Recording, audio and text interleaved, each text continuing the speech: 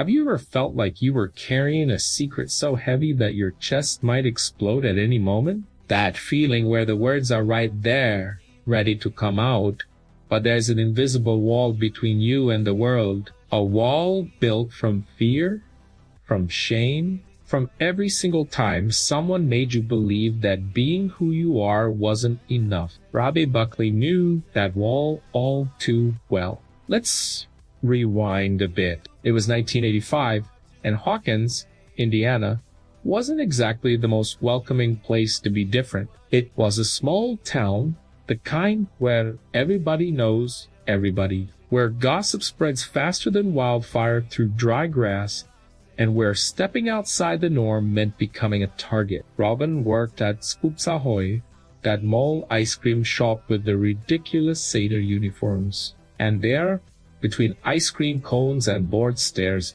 she shared the counter with Steve Harrington, the guy who, not long ago, was the king of the school, the popular one, the ladies' man. And here's the twist of fate. Steve started developing feelings for her. Can you imagine the knot that created in Robin's head? There she was, guarding this enormous secret, and the guy falling for her represented everything society's expected her to want.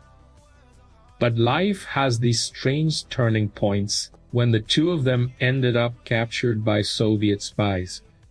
This story is completely insane and we're drugged with truth serum. Something shifted in that messy bathroom, with both of them still dizzy from the drug's effects. One of the most honest and raw scenes television has ever produced unfolded. Steve, vulnerable, finally found the courage to open up. He said he thought there was something between them, something special.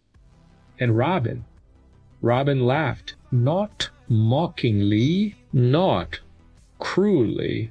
It was the nervous laugh of someone who finally sees the chance to tear down that wall. The laugh of someone about to do the bravest thing of their life.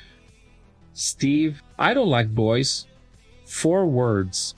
4 words that changed everything. Close your eyes for a second and put yourself in their place. You're in a moment of extreme vulnerability, still under the effects of drugs, sitting on the cold bathroom floor, and the person in front of you just confessed their feelings for you.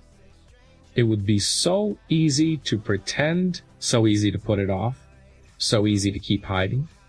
But Robin chose the truth. And you know what's most beautiful? Steve's reaction.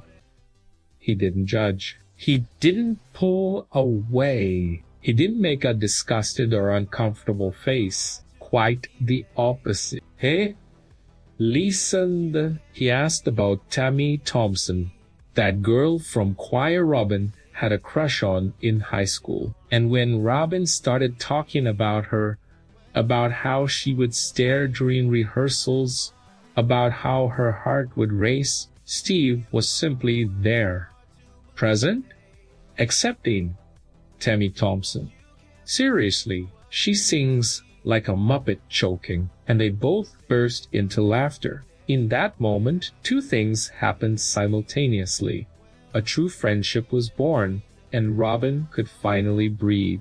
Maybe for the first time in a long while. It's funny how we underestimate the power of being accepted. We spend so much time fearing rejection that we forget how liberating it is when someone simply says, "Cool, so what? You're still you." But let's be honest here. Not everyone has a Steve Harrington in their life.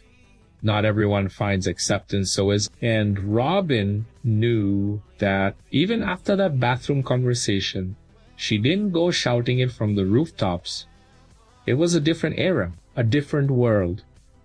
And that brings us to an important reflection. How many Robins are out there right now? How many people are carrying this invisible weight, this constant fear of being discovered, of being judged, of losing people they love, simply for being who they are? The Stranger Things scene resonated with millions of people around the world because it was real, There was no exaggerated drama, no sad music playing in the background. It was just two teenagers sitting in a bathroom being honest with each other. And honesty, at the end of the day, is all we really want. Robin could have lived her whole life pretending she could have accepted Steve's feelings, entered a relationship that would never be real, and spent years feeling empty inside. Many people do that. Many people still do that, but she chose differently. And here's the crazy part. The friendship that was born there became much stronger than any romance could have been. Steve and Robin became that inseparable duo, the kind of connection that only happens when two people allow themselves to be completely vulnerable with each other. There's something powerful about being truly seen, not the edited version we show the world, not the mask we wear to survive, but the raw, imperfect, scared version. Robin found that in that bathroom, and maybe, just maybe, that scene gave someone somewhere in the world the courage to do the same. Maybe someone watched it and thought, if she could do it, maybe I can too. Because representation matters. Seeing characters going through experiences similar to ours matters. Knowing we're not alone matters. Robin Buckley isn't just a TV character. She's a reminder that authenticity is an act of courage, that the deepest connections are born from vulnerability, that sometimes the fear of what might happen is far greater than the reality, and she's proof that the right people will stay. The people who truly matter will choose you, not despite who you are, but because of who you are. So if you're out there carrying your own secret, building your own walls, know this: there's a metaphorical bathroom waiting for you. There's a conversation that could change everything. There's someone willing to listen. You just need to find the courage to start talking. And if the person you find doesn't react like Steve, if that person pulls away, judges, disappoints, then that person never deserved access to your truth. The right people will stay. Robin discovered this on that wild night in Hawkins. And you can discover it too. Now, tell me, if you could go back in time and have an honest conversation with someone about who you really are, what would that conversation be?